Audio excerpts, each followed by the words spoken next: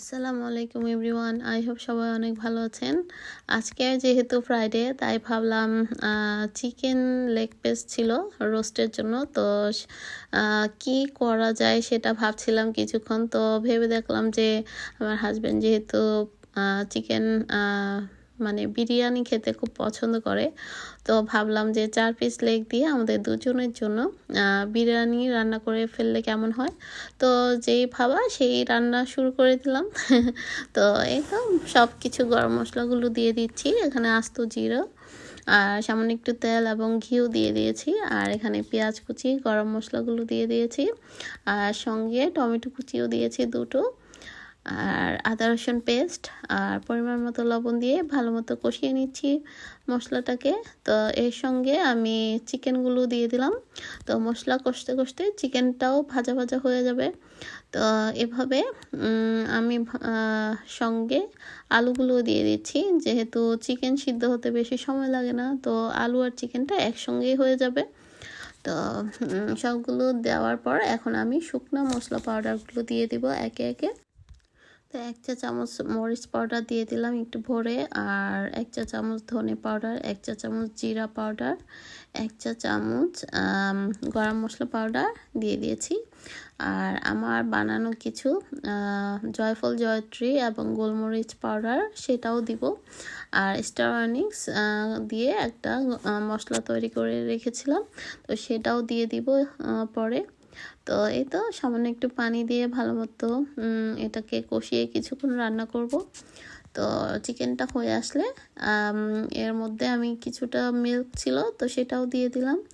তো এটাকে ঢেকেই কিছু টাইম রান্না করতে হবে। তো দেখছেন মিল্কটা দিলেও হয়, না দিলেও হবে। তো আমার ছিল এই মিল্কটা খাওয়া হবে না, তাই ভাবলাম যে এখানেই দিয়ে দিই। আর সামান্য একটু টেস্ট অনুযায়ী সুগার দিয়ে দিলাম।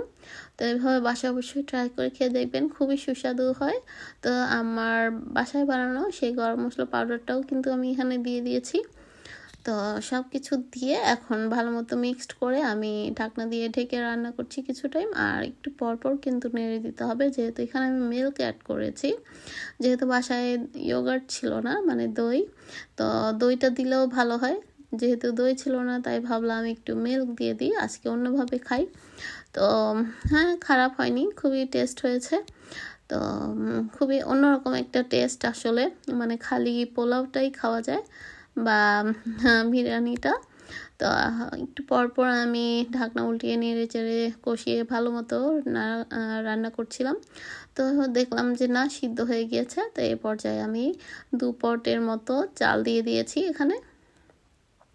তো সামান্য কিছুটা ধনে পাতা, কাঁচামরিচ অ্যাড করেছি। ধনে পাতাটা হচ্ছে আপনাদের যে যার পছন্দ মতো, যারা ভালো লাগে তারা দিবেন। আমার তো খুবই ভালো লাগে তাই আমি দিয়েছি। আর ধনে পাতাটা আমি পরেও আরও কিছুটা দিব, আর এখন দিয়েছি। তো পরিমাণ মতো পানি দিয়ে আমি এটাকে এখন ফুল ভলিউমে, মানে পুরো আঁচে এটাকে রান্না করব। আর টেস্ট অনুযায়ী আরেকটু লবণ দিয়ে দিলাম। তো যখন চাল এবং পানি সমান সমান হয়ে আসবে তখন চুলার আঁচটা কমিয়ে দিতে হবে। তো আমার কাছে মনে হলো গরম মশলা পাউডারটা আর একটু দিলে ভালো লাগবে, স্মেলটা নাইস আসবে।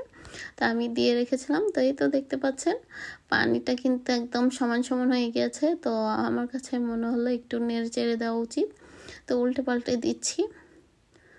তো আর একটু পানি লাগবে আমার কাছে মনে হচ্ছে, পানির পরিমাণটা একটু কম হয়েছিল, তাই আমি সাইড দিয়ে একটু একটু দিয়ে দিচ্ছি যাতে লেগে না যায়।